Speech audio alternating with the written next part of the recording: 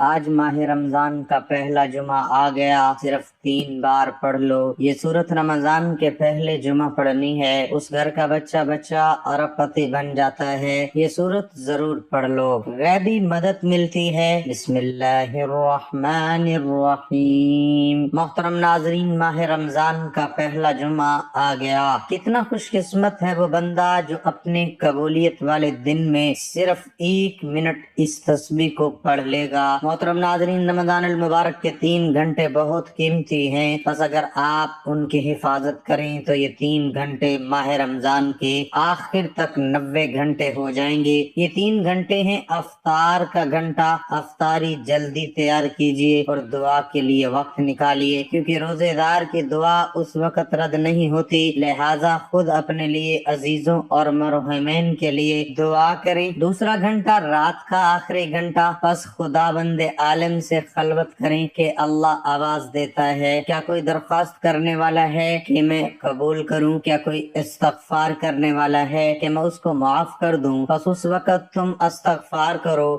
تیسرا گھنٹہ صبح کی نماز کے بعد سے سورج نکلنے تک مصلی پر بیٹھے رہنا اور ذکر خدا کرنا، یہ 90 گھنٹے ہیں۔ ان اوقات کا قیمتی بنائیں، ذکر خدا کریں اور غیبت سے دوری، نماز پنجگانا اور نافلہ بجا لائیں کہ صرف 30 دن ہیں اور بہت جلدی گزر جائیں گے۔ ناظرین، اگر میرا بس چلے، میں آپ سے ہاتھ جوڑ کر گزارش کروں کہ آج مانگنے کی راتیں ہیں، خزانے لوٹنے کا دن ہے، آج رب سے اپنی ہر بات منوانے کا دن ہے، آج غیبی مدد، غیبی خزانوں سے مالا مال ہونے کا دن ہے۔ آج نہ مانگو گے تو کب مانگو گے؟ آج اپنی تمام بہنوں، بیٹیوں، ماؤں، بزرگوں کے لیے ماہ رمضان کے پہلے جمعہ کے دن کا ایک ایسا وظیفہ لے کر آیا ہوں۔ آج جو بھی پڑھے گا، جس مقصد کے لیے پڑھے گا، رب کریم ہر مقصد میں کامیابی کو یقینی بنا دیں گے۔ پھر نہ کہنا کہ بتایا نہیں۔ آج جو کوئی بے روزگار ہے، روزگار کے لیے پڑھ لے، انشاءاللہ من پسند نوکری مانگو گے، مل جائے گی۔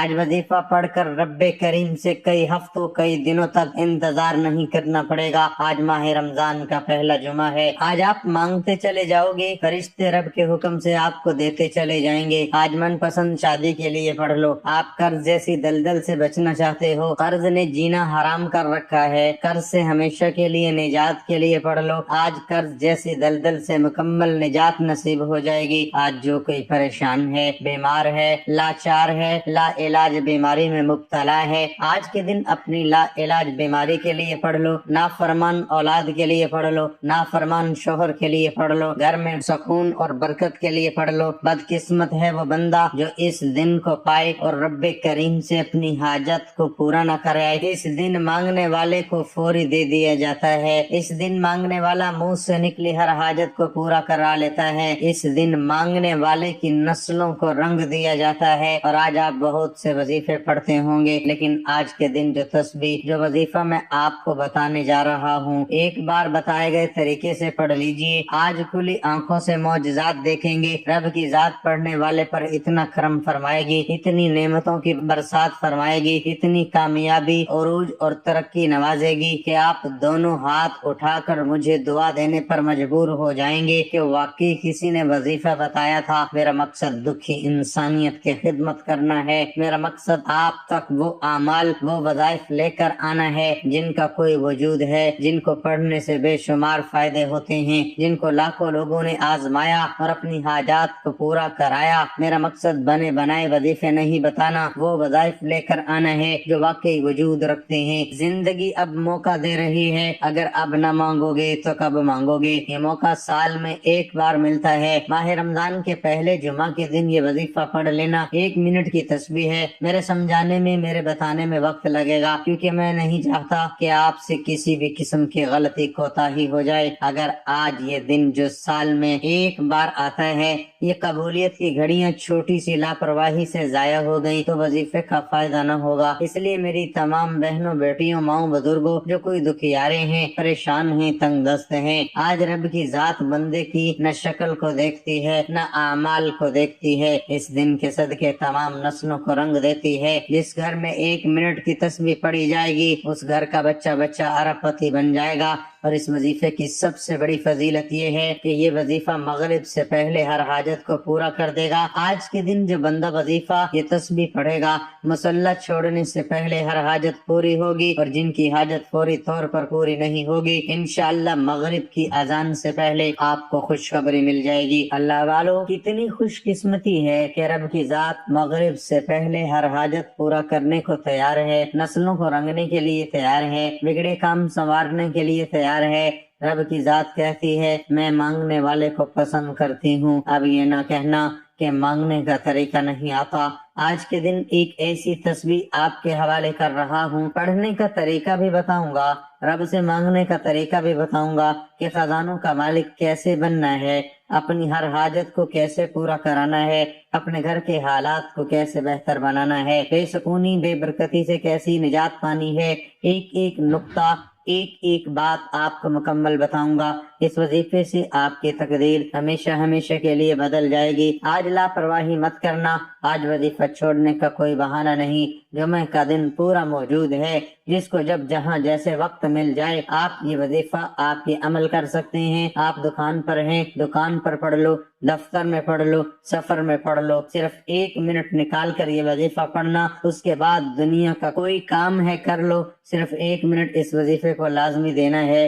وقت کی نزاکت کو مد نظر رکھتے ہوئے آئیے آج کے اس عمل کی طرف چلتے ہیں۔ عمل کی بہترین رہنمائی کے لیے ویڈیو کو آخر تک لازمی دیکھیے گا۔ آج کے دن میں خصوصی دعا کرتا ہوں، آپ نے آمین ضرور کہنا ہے۔ پتہ نہیں سینکڑوں ہزاروں لوگوں تک یہ ویڈیو جائے گی، کس کی آمین رب کریم کو پسند آ جائے اور ہم سب کے بگڑے کام بن جائیں، ہم سب کی نیک جائز حاجات پوری ہو جائے۔ اے میرے مالک، تو رحمان ہے، تو رحیم ہے، تو کریم ہے، تجھے تیری شانی کریمی کا صدقہ۔ مولا، آج جو دکھیاری ہیں، پریشانی ہے، تنگ دست ہیں، ہم سب کی نیک جائز حاجات کو پورا فرما۔ بی بی فاطمۃ الزہرا کے صدقے ہم سب کی نسلوں کو آباد فرما۔ جو کوئی بے اولاد ہے، نرینہ اولاد سے نواز۔ مولا، آج تیری بارگاہ رسالت میں آج ہاتھ پھیلا کر بیٹھا ہوں تو یہ قبولیت کا دن ہے، تو مانگنے والے کو جھولیاں بھر دیتا ہے۔ آج تجھے تیری عظمت کا واسطہ، تجھے تیرے رب ہونے کا واسطہ، آج جو مانگو مقدر فرما دے۔ آج جو کوئی دل میں نیک جائز حاجت لے کر بیٹھا ہے، مجھ سمیت ہم سب کے نیک جائز حاجات کو پورا فرما۔ جو مانگا مقدر فرما، جو نہیں مانگ سکے بن مانگے عطا فرما۔ اے میرے مولا، تو اپنے در سے کسی کو خالی نہیں لوٹاتا، آج ہم سب پر نظر کرم فرما۔ تیری ایک نظر کرم کے محتاج ہیں، ہماری پوری زندگی کا سوال ہے۔ مولا، آج کبھی کسی کا دل دکھایا، زیادتی کی ہے، گناہ گار ہوں، سیاہ کار ہوں، ہم سب کے کبیرہ صغیرہ گناہوں کو معاف فرما، آمین۔ وقت ضائع کیے بغیر آج کے دن کے خاص وظیفے کی طرف چلتے ہیں۔ ناظرین، آپ نے کرنا کیا ہے، آپ چاہے نماز فجر، ظہر، عصر، مغرب کسی بھی وقت یہ وظیفہ پڑھ سکتے ہیں۔ پوری رات پورا دن موجود ہے۔ مصلی پر بیٹھ کر آپ نے سب سے پہلے نبی کریم صلی اللہ علیہ وآلہ وسلم کی ذات پر درود پاک پڑھنا ہے۔ درود پاک آپ کوئی سا بھی پڑھ سکتے ہیں۔ آپ صلی اللہ علی محمد پڑھ لیں، آپ صلی اللہ علیہ وآلہ وسلم پڑھ لیں، آپ نواز والا درود ابراہیمی پڑھ لیں تو سب سے بہتر ہے۔ درود پاک پڑھنے سے پہلے ایک بات توجہ کیجیے گا، ہو سکتا ہے ابھی تک آپ نے ویڈیو سکپ کر کر کے دیکھی ہو، لیکن اب وظیفے کا طریقہ بتا رہا ہوں۔ یہ موقع سال میں ایک بار ملتا ہے، یہ دن سال میں ایک بار آتا ہے۔ آپ کی چھوٹی سی کوتاہی، لاپرواہی سے وظیفہ ضائع ہو سکتا ہے، اس لیے ویڈیو کو بغیر سکپ کیے، بغیر کاٹے دیکھنا۔ ایک ایک نقطہ، ایک ایک بات بہت اہم ہے، یہ نہ ہو آپ کی چھوٹی سی کوتاہی سے کوئی بات چھٹ جائے، کوئی اہم حصہ چھٹ جائے تو وظیفے کا فائدہ نہ ہوگا۔ ایک بار ثواب کی نیت سے میرے ساتھ بھی درود پاک پڑھ لیں۔ اللہم صلی علی محمد وعلی آل محمد کما صلیت علی ابراہیم وعلی آل ابراہیم انک حمید مجید۔ اللہم بارک علی محمد وعلی آل محمد کما بارکت علی ابراہیم وعلی آل ابراہیم انک حمید مجید۔ درود پاک کے مکمل ہوتے ہی آپ نے بغیر کسی سے بات کیے فوری طور پر اپنے مقصد کی نیت کرنی ہے۔ آج آپ کو رب کریم سے جو بھی چاہیے ضد کر کے مانگے گا، اور آج 1 2 یا 3 نہیں، سینکڑوں حاجات کی فہرست بنا کر بھی بیٹھو گے تو آپ کی ہر حاجت ضرور پوری ہوگی۔ شرط یہ ہے کہ مقصد کی نیت کر کے بیٹھنا ہے، کیونکہ اعمال کا دار و مدار نیتوں پر ہے، اور آج رب کریم سے جس حاجت کو لے کر بیٹھو گے وہ مل کر رہے گی۔ اس لیے آج تھوڑا نہ مانگنا، یہ نہ ہو کہ بعد میں کہو کہ کاش یہ بھی مانگ لیا ہوتا۔ آج جو بھی مانگو گے مل جائے گا۔ مقصد کی نیت کرتے ہی فوری طور پر آپ نے ایک بار اعوذ باللہ من الشیطان الرجیم، ایک بار بسم اللہ الرحمن الرحیم پڑھ کر وظیفے کا آغاز کرنا ہے، اور اپنی آنکھوں کو بند کر لینا ہے۔ یوں محسوس کیجئے دنیا سے آپ کا تعلق ختم، یہ قبولیت کا دن ہے۔ ہر لمحہ نعمتیں، رحمتیں، برکتیں بارش کی طرح برس رہی ہیں۔ آپ نے آنکھوں کو بند کرتے ہوئے پہلے نمبر پر جو وظیفہ پڑھنا ہے وہ صرف 1 منٹ کی تسبیح ہے۔ یہ تسبیح آج آپ کی تقدیر کا فیصلہ کر دے گی۔ یہ تسبیح گھر کے حالات کو بدل دے گی۔ یہ تسبیح بے برکتی، بے سکونی کا خاتمہ کر دے گی۔ ہر کوئی چاہتا ہے کہ غیب سے مدد ہو جائے، ہر کوئی چاہتا ہے کہ اس کے پاس گاڑی، بنگلہ، گھر، ہر شے ہو، آج مل جائے گی۔ آپ نے پہلے نمبر پر جو 1 منٹ کی تسبیح پڑھنی ہے اور رب کریم کے 3 ناموں کی تسبیح ہے۔ وہ نام کیا ہے؟ آپ نام سنتے ہی ہوش میں آ جائیں گے کہ اس تسبیح کی کتنی اہمیت ہے۔ ان ناموں کو سنتے ہی آپ کو پتہ چل جائے گا کہ آج کے دن صرف 1 منٹ کی تسبیح یا غنیو یا مغنیو یا اللہ یا غنیو یا مغنیو یا اللہ یا غنیو یا مغنیو یا اللہ کی پڑھنی ہے۔ آپ کی ہر حاجت پوری ہو جائے گی۔ جو اللہ والے ہیں وہ جانتے ہیں کہ اس کی قدر و قیمت کیا ہے، اس کی فضیلت و برکت کیا ہے۔ ناظرین، یا غنی رب کریم کا وہ نام ہے جو عرش پر بیٹھے رب کو راضی کرتا ہے۔ اگر کوئی بھیکاری ہے، فقیر، تنگ دست، دکھیاری، پریشان حال، جو سمجھتا ہے کہ وہ کبھی بھی کامیاب نہیں ہو سکتا، جو سمجھتا ہے کہ اس کی دعائیں کبھی قبول نہیں ہو سکتی، جو سمجھتا ہے کہ غربت میرا مقدر ہو چکی ہے، تو وہ مایوس ہونا چھوڑ دے۔ مومن کو اپنے رب عز و جل پر مکمل بھروسہ ہونا چاہیے۔ کسی بھی لمحے اپنے رب کی رحمت سے نا امید نہیں ہونا چاہیے۔ اللہ تعالیٰ کی رحمت پر ہمیشہ امید رکھنے کی قرآن و حدیث میں تاکید کی گئی ہے۔ اس کی رحمت سے نا امید اور مایوس ہونے والے سے متعلق بہت سخت وعیدیں بھی وارد ہوئی ہیں۔ باقی کسی شخص کے مایوس ہونے سے متعلق حکم شرعی یہ ہے کہ اللہ کی رحمت سے نا امیدی اور مایوسی ناجائز و حرام اور گناہ کبیرہ ہے، البتہ کفر نہیں، کیونکہ کسی گناہ کبیرہ کا محض ارتکاب کرنے سے بندہ کافر نہیں ہو جاتا۔ ہاں، بعض صورتوں میں مایوسی کفر ہے، مثلا یہ عقیدہ ہو کہ اللہ عز و جل میرے حالات کو نہیں دیکھ رہا، یا میرے حالات سے باخبر ہے، یا میری یہ پریشانی دور کرنے پر قادر نہیں ہے، یا یہ عقیدہ ہو کہ معاذ اللہ عز و جل اللہ تعالیٰ بخیل ہے کہ میری پریشانی دور نہیں کر رہا۔ چونکہ یہ سارے عقیدے کفر ہیں، اس لیے اگر ان میں سے کسی عقیدے کے ساتھ کوئی شخص مایوس ہوگا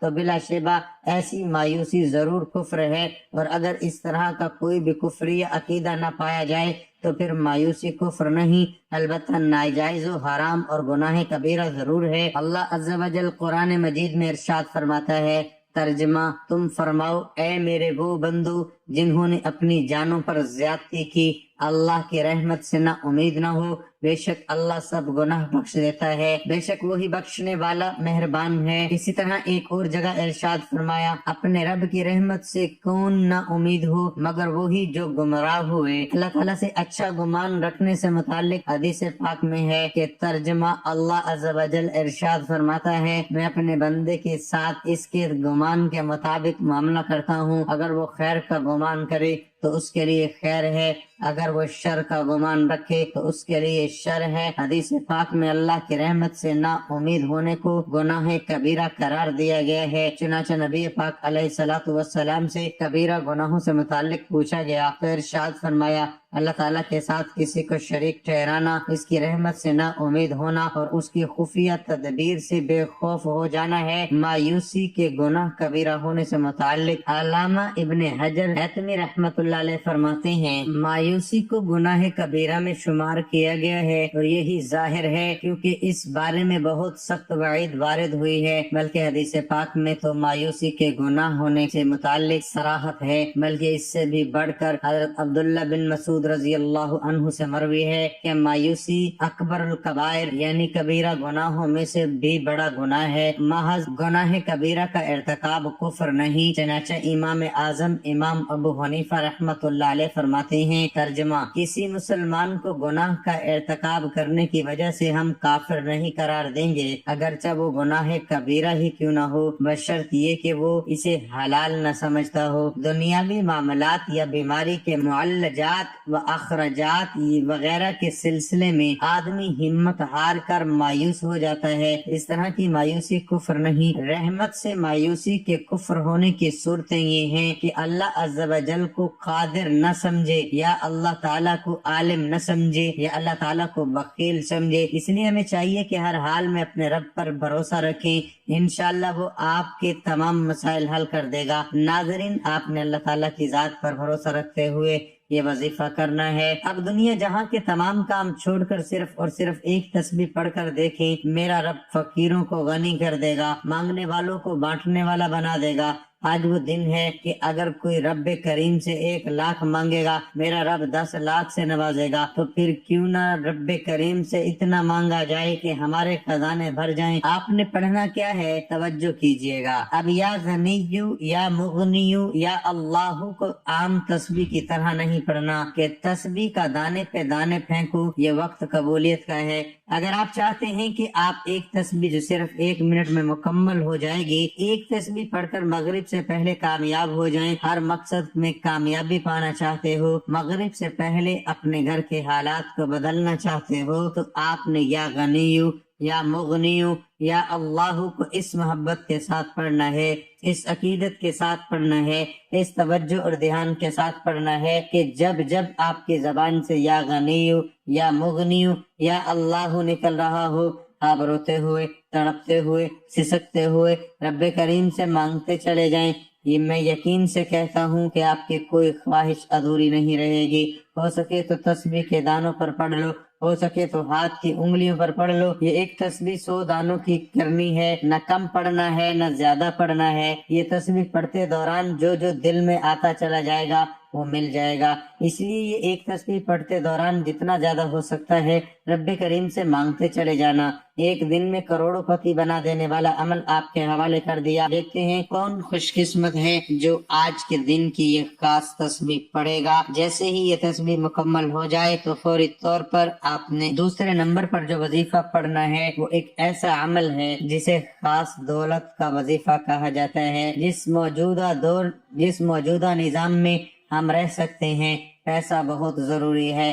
پیسے کے بغیر نہ سکون ہے، نہ اخراجات پورے ہوتے ہیں، نہ خواہشات پوری ہوتی ہیں۔ اور آج اپنی تمام بہنوں بھائیوں کے لیے ایک ایسا وظیفہ لے کر آیا ہوں جو واقعی آپ کی تقدیر کے بند تالے کھولے گا۔ آپ کے کاروبار میں رکاوٹ ہے، آپ کے کاروبار میں بندش ہے، بیٹی کے رشتوں میں بندش ہے، چلتا کاروبار بند ہو رہا ہے، آپ کے گھر کے حالات اتنے خراب ہیں کہ ہر کام ہوتے ہوتے رہ جاتا ہے، آپ کو لگتا ہے یہ کام بنا ہوا ہے لیکن آپ کے ہاتھوں سے نکل جاتا ہے۔ اگر آپ کے ساتھ ایسے حالات ہیں تو آپ نے ماہ رمضان کے پہلے جمعہ کے دن ایک تسبیح یا غنیو یا مغنیو یا اللہ پڑھتے ہی دوسرے نمبر پر سورۃ کوثر کا وظیفہ پڑھنا ہے۔ سورۃ کوثر پڑھنی ہے تو ایک بار ثواب کی نیت سے میرے ساتھ بھی پڑھیے گا، انا اعطیناک الکوثر فصل لربک وانحر ان شانئک هو الابتر۔ آپ نے سورۃ کوثر پڑھنی ہے، کتنی بار پڑھنی ہے، کیسے پڑھنی ہے، ایک ایک چیز بتاؤں گا۔ سورۃ کوثر کو سنتے ہی آپ کو اندازہ ہو گیا ہے کہ اس عمل کی قدر و قیمت کیا ہے، آپ کو پتہ چل گیا ہے کہ یہ عمل، یہ وظیفہ، آج کی یہ خاص تسبیح مغرب سے پہلے آپ کی ہر حاجت کو واقعی میں پورا کر دے گی۔ اللہ والو، یہ وظیفہ ہر کسی کے نصیب میں نہیں آئے گا۔ جس کی تقدیر بدلنی ہے، جس کو رب نے جھولیاں بھر بھر کر نوازنا ہے، وہی آج یہ وظیفہ پڑھے گا۔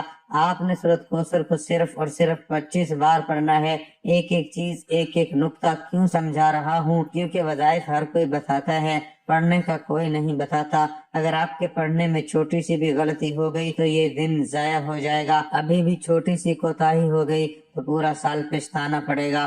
یہ دن پتہ نہیں اگلے سال نصیب ہو نہ ہو، پھر کیوں نہ آج یہ وظیفہ اطمینان توجہ کے ساتھ پڑھ لیا جائے۔ ناظرین، آخری وظیفہ جو پڑھنا ہے وہ وظیفہ الحمدللہ رب العالمین کا وظیفہ ہے۔ توجہ کیجیے گا، الحمدللہ رب کا شکر ہے، میرا رب شکر کرنے والے کو پسند کرتا ہے، شکر کرنے والے کا رزق 70 گناہ بڑھ جاتا ہے۔ آج سے جو مانگو گے سورۃ کوثر سے بندشیں رکاوٹیں ٹوٹ جائیں گی۔